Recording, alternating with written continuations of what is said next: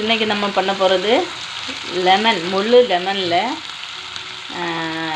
ஊறுகாய் போட போகிறோம், பிக்கிள் போட போகிறோம். அதுக்காக நான் என்ன பண்ணேன்னா, வீடியோ எடுக்கிறதுக்கு லேட் ஆகிடுச்சு, வெரி சாரி.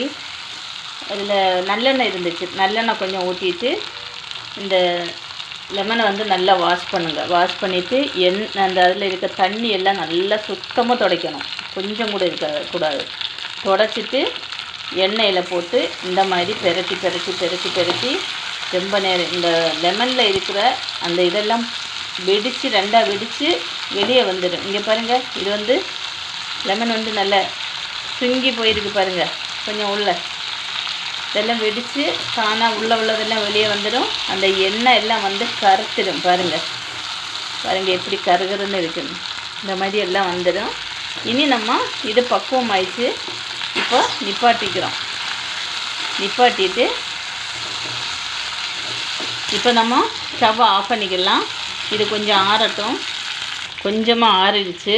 ஆறுனது இந்த மாதிரி துணியில் வச்சு மாதிரி தொடச்சி நீட்டாக ஒரு இதில் வச்சுக்கிடுங்க. எல்லாத்தையும் தொடச்சி நீட்டாக வச்சுக்கிடலாம். ஒன்றா தொடச்சிடும். இங்கே பாருங்கள் எவ்வளவு இதாகிட்டு இருக்குது, ஸ்மூத்தாக. இனி நம்ம இதை எப்படி ஊறுகாய் போடலான்னுலாம் காண்பிக்கலாம். இப்போ எல்லாத்தையும் தொடச்சி எடுத்துக்கிறேன்.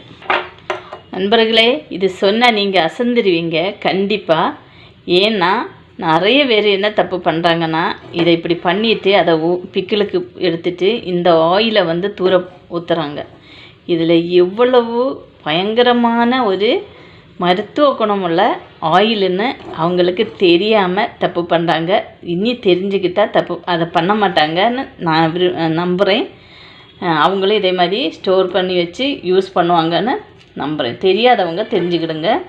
இதில் இப்போ இந்த தண்ணி இதெல்லாம் பிளாக் கலரில் ஆயிடுச்சு பார்த்தீங்களா, அது எடுக்காதீங்க. இதை வந்து இப்படி சைடில் வச்சுக்கிட்டு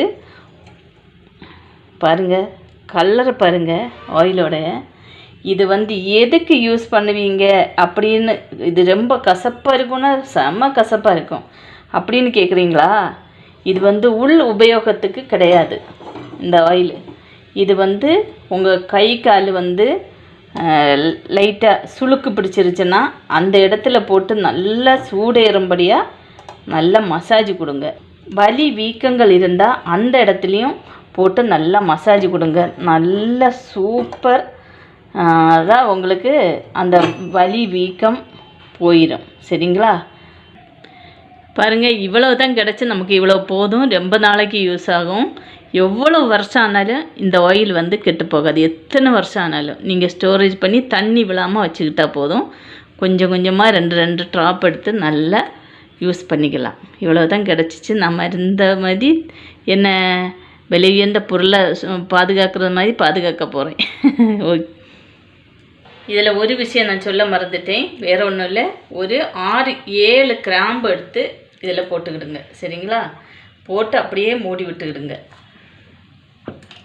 இப்போ நான் வந்து அதுக்கு ஒரு மசாலா ரெடி பண்ணணும். அதுக்காக 1½ ஸ்பூன் கடுகு, 1½ ஸ்பூன் வெந்தயம், 1/2 ஸ்பூன் ஜீரகம். காரத்துக்கு இவ்வளோ மிளகு தான் இருந்தது என்கிட்ட, காஞ்ச மிளகா, அதனால் இவ்வளோ எடுத்துக்கிட்டேன். இனி மிளகு பொடி இருக்குது, அது நான் சேர்த்துக்குவேன். இவ்வளோ நல்லா மிக்சியில் வறுத்துட்டேன். மிக்சியில் பொடி பண்ணி எடுக்கலாம்.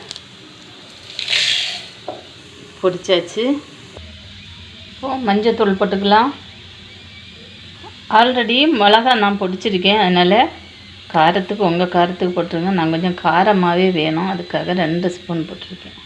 இது வந்து காஷ்மீர் சில்லி, உங்கள் சாய்ஸ் தான் அளவுக்கு போட்டுருங்க. இது காயப்பொடி போட்டுக்கலாம். தேவைக்கு உப்பு போட்டுக்கிடுங்க. இது என்னோடய வீட்டில் நான் வந்து காய வச்சு பொடித்த கருவேப்பிலை. இது நம்ம தாராளமாக போட்டுக்கலாம், பிரச்சனை கிடையாது. நல்லா மிக்ஸ் பண்ணி விட்டுக்கலாம்.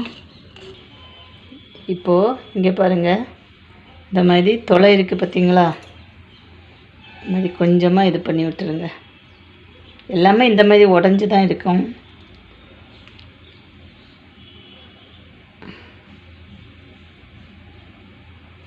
இப்படி எல்லாத்தையும் மசாலா ரெப்பி அடுக்கி வச்சுக்கலாம்.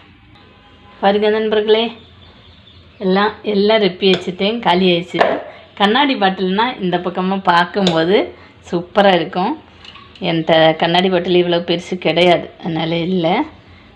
பாக்கி இருக்கிற மசாலா கொஞ்சம் போட்டுக்கலாம். ஃப்ரெண்ட்ஸ், ஒரு தவறு நடந்துச்சு. இது வீடியோ எண்ணெய் காய்ச்சி லாஸ்ட்டில் ஊற்றுறத வீடியோ எடுக்கிறது எடுத்த வீடியோ என்ன பண்ணேன்னா, இது பெரிய வீடியோக்கு ஸ்ட்ரைட்டாக வச்சு எடுக்கக்கூடாது. நான் ஸ்ட்ரைட்டாக வச்சு எடுத்துட்டேன், அதனால் அது காண்பிக்க முடியலை. அதை கட் பண்ணி விட்டுட்டேன்.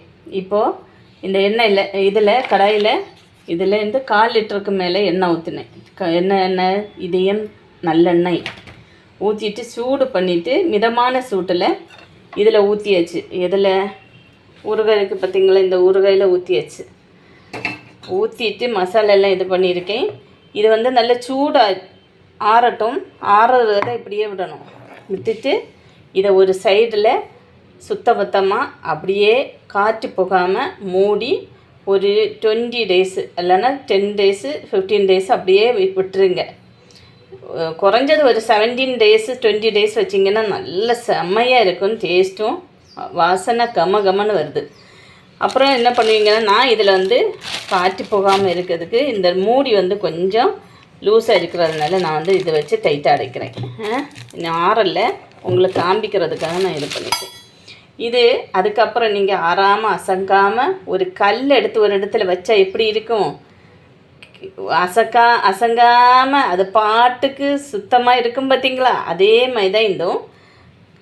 தண்ணி படாமல் கை போடாமல் ஸ்பூனு போட்டு எடுக்கும்போதும் ஸ்பூனில் தண்ணி இல்லாமல் சுத்தபத்தமாக ஒரு இடத்துல மூடி வச்சுருந்தீங்கன்னா 1-1.5 வருஷம் ஆனாலும் அது பாட்டுக்கு அப்படியே இருக்கும். கெடாது. சரிங்களா? Okay, by.